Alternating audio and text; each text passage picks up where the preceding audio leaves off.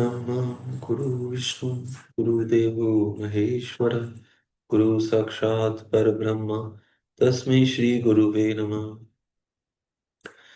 त्वमेव माता च पिता त्वमेव त्वमेव बन्धु च सखा त्वमेव त्वमेव विद्या द्रविणं त्वमेव त्वमेव सर्वं मम देव देव। यहाँ से 18वां अध्याय प्रारंभ होता है। इस अध्याय में देवताओं और मुनियों सहित भगवान शिव का राजा दक्ष के घर जाना, दक्ष द्वारा सबका सत्कार एवं देवी सती तथा भगवान शिव का विवाह का वर्णन किया गया है। नारद जी बोले, जब आप भगवान रुद्र के पास गए तब क्या चरित्र हुआ? हे तात, कौन सी बात हुई और शिव जी ने क्या किया? ब्रह्मा जी बोले, हे नारद, तदनंतर मैं हिमालय पर्वत के कैलाश शिखर पर रहने वाले परमेश्वर महादेव जी को लाने के लिए प्रसन्नता पूर्वक उनके समीप गया। वृषभध्वज शिवजी मुझ लोककर्ता को आते हुए देखकर अपने मन में सती की प्राप्ति के विषय में बार बार संशय करने लगे। तत्पश्चात शिवजी प्रीतिपूर्वक अपनी लीला से और सती की भक्ति से लोक गति का आश्रय लेकर सामान्य मनुष्य के समान मुझसे शीघ्र कहने लगे। ईश्वर बोले, हे सुरश्रेष्ठ, आपके पुत्र दक्ष प्रजापति ने सती को मुझे प्रदान करने के विषय में क्या किया, आप मुझसे कहिए, जिससे काम के कारण मेरा हृदय विदीर्ण ना हो जाए। हे सुरश्रेष्ठ, किसी अन्य प्राण धारिणी कामिनी को छोड़कर केवल देवी सती की ओर दौड़ता हुआ यह वियोग मुझे अत्यंत पीड़ित कर रहा है। हे ब्राह्मण, मैं सदा सती सती ऐसा कहता हुआ कार्यों को करता हूँ। उस सती के समान पास जाकर आप मेरी व्यथा को कहें। वह सती मुझसे अभिन्न है। हे विधे, अतः उनकी प्राप्ति के लिए आप यत्न कीजिए, अथवा सती की प्राप्ति के निमित्त उपाय बताइए जिसे मैं शीघ्र ही करूं। ब्रह्मा जी बोले, हे नारद मुनि, रुद्र के द्वारा कहे गए लोकाचार युक्त वचन को सुनकर उन्हें सांत्वना देते हुए मैं कहने लगा। ब्रह्मा जी बोले, हे वृषभध्वज, सती के लिए मेरे पुत्र दक्ष ने जो बात कही है उसे सुनिए, और जिस कार्य को आप अपने लिए असाध्य मान रहे हैं उसे सिद्ध हुआ समझिए। राजा दक्ष ने मुझसे कहा है कि हे ब्राह्मण, मैं अपनी पुत्री भगवान शिव के हाथों में ही दूंगा, क्योंकि उन्हीं के लिए यह उत्पन्न हुई है। यह कार्य मुझे स्वयं अभिष्ट है, फिर आपके भी कहने से इसका महत्व और बढ़ गया है। मेरी पुत्री ने स्वयं इसी उद्देश्य से भगवान शिव की पूजा की थी, और इस समय शिव जी भी इसी विषय में पूछताछ कर रहे हैं। इसीलिए मुझे अपनी कन्या शिव जी के हाथ में अवश्य देनी है। हे विधे, वे शंकर शुभ लग्न और सुंदर मुहूर्त में मेरे यहाँ पधारें, जिससे मैं उन्हें भिक्षा रूप में अपनी कन्या प्रदान करूं। हे वृषभध्वज, दक्ष ने मुझसे ऐसी बात कही है, अतः आप शुभ मुहूर्त में उनके घर चलिए और देवी सती को ले आइए। ब्रह्मा जी बोले, हे मुनि, मेरी यह बात सुनकर भक्त वत्सल भगवान रुद्र लौकिक गति का आश्रय लेकर हंसते हुए मुझसे कहने लगे। रुद्र बोले, जगत की रचना करने वाले हे ब्राह्मण, मैं आपके और नारद के साथ ही राजा दक्ष के घर चलूंगा। अतः आप नारद का स्मरण करें और अपने मरीचि आदि मानस पुत्रों का भी स्मरण करें। हे विधे, मैं अपने गणों सहित उन सब के साथ दक्ष के घर चलूंगा। ब्रह्मा जी बोले, हे नारद, लोकाचार के निर्वाह में लगे हुए भगवान शिव जी के इस प्रकार आज्ञा देने पर मैंने आप नारद का और मरीचि आदि पुत्रों का स्मरण किया। तब मेरे स्मरण करते ही आपके साथ मेरे सभी मानस पुत्र प्रसन्न होकर आदर पूर्वक शीघ्र ही वहां उपस्थित हो गए। भगवान रुद्र के स्मरण करने पर शिव भक्तों में श्रेष्ठ वे विष्णु भी अपनी सैनिकों तथा कमला लक्ष्मी के साथ गरुड़ पर आरूढ़ हो तुरंत ही वहां आ गए। तदनंतर चैत्र शुक्ल पक्ष त्रयोदशी में रविवार को पूर्व फाल्गुनी नक्षत्र में उन महेश्वर ने विवाह के लिए यात्रा की। ब्रह्मा, विष्णु आदि सभी देवताओं और ऋषियों के साथ मार्ग में चलते हुए वे शिव जी बहुत शोभा पा रहे थे। वहां जाते हुए देवताओं, मुनियों, तथा आनंद मग्न मन वाले प्रमथ गणों का मार्ग में महान उत्सव हो रहा था। शिव जी की इच्छा से गज, वृषभ, व्याघ्र, सर्प, जटा और चंद्रकला, ये सब उनके लिए यथा योग्य आभूषण बन गए। तदनंतर वेग से चलने वाले बलिवर्द यानी बैल पर आरूढ़ हुए महादेव जी भगवान विष्णु आदि को साथ लिए क्षण भर में प्रसन्नता पूर्वक राजा दक्ष के घर जा पहुंचे। तब हर्ष के साथ रोमांचित और विनीत चित्त वाले दक्ष समस्त आत्मीय जनों के साथ भगवान शिव की अगवानी के लिए उनके सामने आए। राजा दक्ष ने वहां समस्त देवताओं का सत्कार किया। वे सब लोग सुर श्रेष्ठ शिव जी को बिठाकर उनके पार्श्व भाग में स्वयं भी मुनियों के साथ यथाक्रम बैठ गए। इसके पश्चात दक्ष मुनियों सहित समस्त देवताओं तथा गणों को साथ लेकर भगवान शिव को घर के भीतर ले गए। उस समय दक्ष ने प्रसन्न चित्त होकर उत्तम आसन देकर स्वयं ही विधि पूर्वक सर्वेश्वर शिव जी का पूजन किया। तत्पश्चात उन्होंने विष्णु का, मेरा, ब्राह्मणों का, देवताओं का तथा समस्त शिवगणों का भी यथोचित विधि से उत्तम भक्ति भाव के साथ पूजन किया। इस तरह पूजनीय पुरुषों तथा अन्य लोगों सहित उनका पूजन करके दक्ष ने मेरे मानस पुत्र मरीचि आदि मुनियों के साथ मंत्रणा की। इसके बाद मेरे पुत्र दक्ष ने मुझ पिता को प्रणाम करके प्रसन्नता पूर्वक कहा कि विभो, आप ही वैवाहिक कार्य कराएं। तब मैं प्रसन्न मन से बहुत अच्छा ऐसा कहकर उठ करके वह समस्त कार्य कराने लगा। तदनंतर राजा दक्ष ने ग्रहों के बल से युक्त शुभ लग्न और मुहूर्त में हर्ष पूर्वक शिव जी को अपनी पुत्री सती प्रदान कर दी। उन शिव जी ने भी उस समय हर्षित होकर सुंदर शरीर वाली दक्ष पुत्री का वैवाहिक विधि से पाणी ग्रहण किया। उस समय मैंने, श्री हरि विष्णु ने, आपने, अन्य मुनियों ने, देवताओं ने और प्रमथ गणों ने भगवान शिव जी को प्रणाम किया और अनेक प्रकार की स्तुतियों द्वारा उन्हें संतुष्ट किया।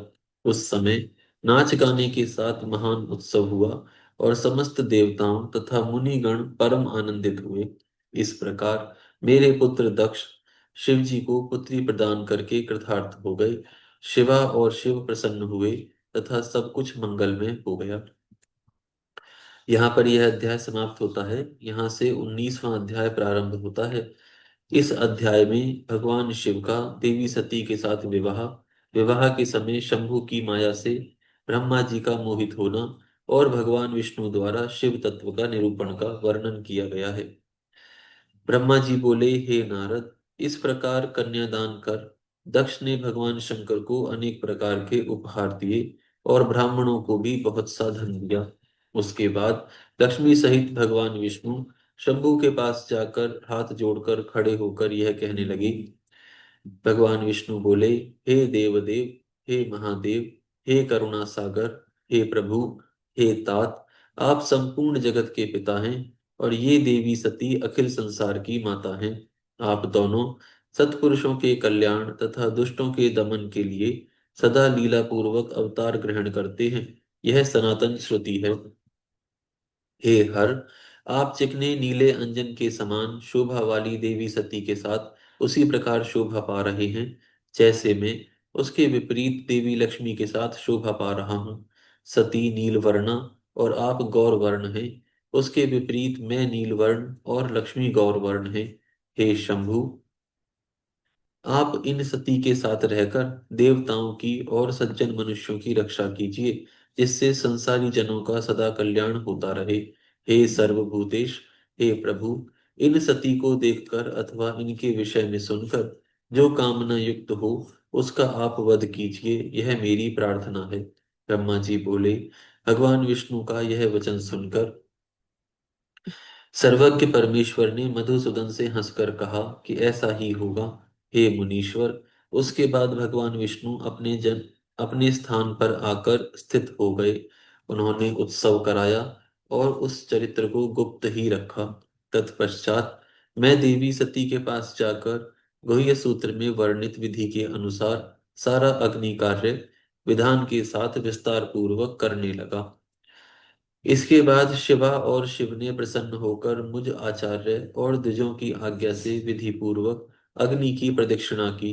हे द्विज सत्तम, उस समय वहां बड़ा अद्भुत उत्सव मनाया गया और गीत एवं नृत्य के साथ वाद्य बजाया गया, जो सबके लिए सुखद था। हे तात, उस समय सबको आश्चर्यचकित करने वाला एक अद्भुत चरित्र वहां हुआ। उसे आपसे मैं कह रहा हूं, आप सुनिए। शिव जी की माया दुर्जय थी, दुर्जय है। उसने देव, असुर तथा मनुष्यों सहित इस चराचर जगत को पूर्ण रूप से मोहित कर रखा है। हे तात, पूर्व काल में मैंने जिन शिव को कपट पूर्वक मोह में डालना चाहा था, उन्हीं शिव ने अपनी लीला से मुझे मोहित कर लिया। जो दूसरों का अपकार करना चाहता है, निश्चय ही पहले उसी का अपकार हो जाता है। ऐसा समझकर कोई भी व्यक्ति किसी दूसरे का अपकार ना करे। हे मुनि, जिस समय सती अग्नि की प्रदक्षिणा प्रदक्षिणा कर रही थी, उस समय उनके दोनों चरण वस्त्र से बाहर निकल आए। मैंने उन्हें देख लिया। हे द्विज श्रेष्ठ, शिव जी की माया से मोहित हुआ।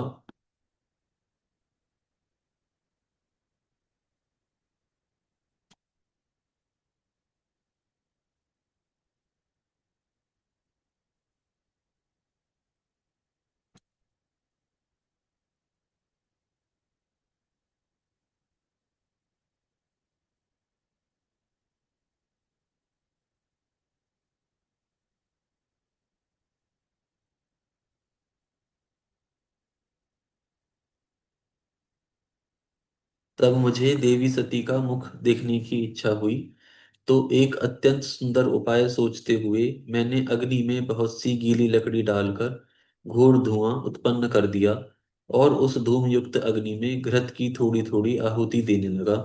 तब गीली लकड़ी के संयोग से चारों दिशाओं में घोर धुआं फैल गया। इस प्रकार धूम धिक्य होने के फलस्वरूप वेदी के चारों ओर अंधकार ही अंधकार हो गया। तब अनेक प्रकार की लीला करने वाले प्रभु महेश्वर के नेत्र भी धूम से व्याकुल हो उठे और उन्होंने दोनों हाथों से अपने नेत्रों को बंद कर लिया। तत्पश्चात मैंने देवी सती का मुख दर्शन किया।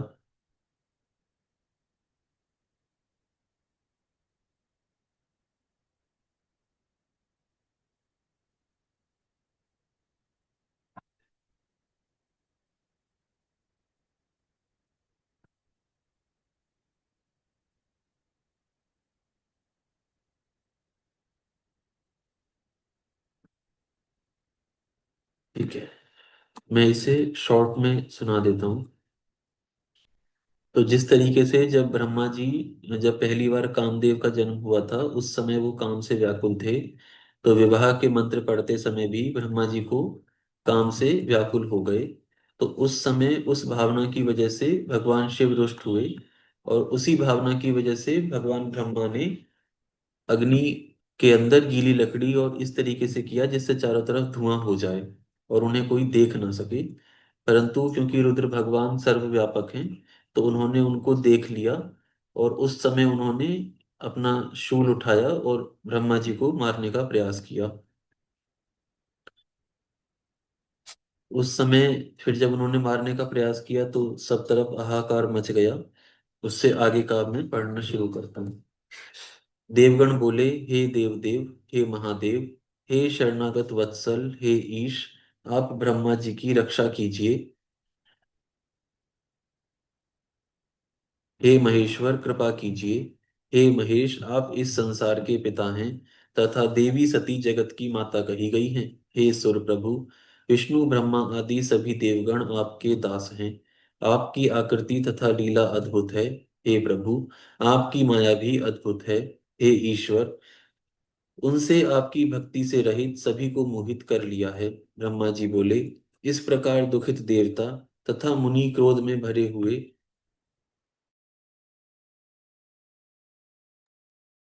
इस प्रकार दुखित देवता तथा मुनि क्रोध में भरे हुए देवादिदेव महादेव की स्तुति करने लगे।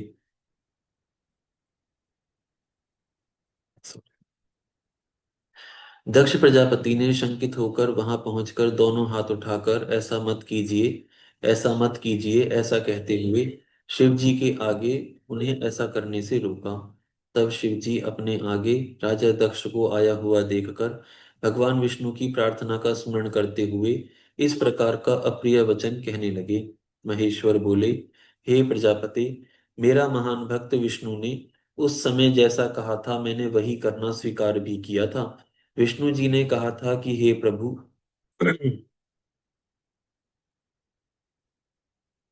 जिन्होंने भी वासना युक्त होकर देवी को देखा है उनका वध कीजिए।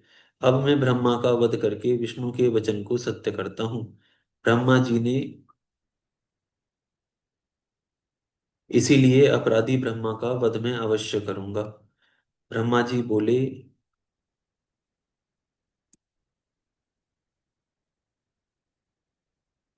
आज यहाँ विराम करते हैं, फिर कल से प्रारंभ करें। हरि।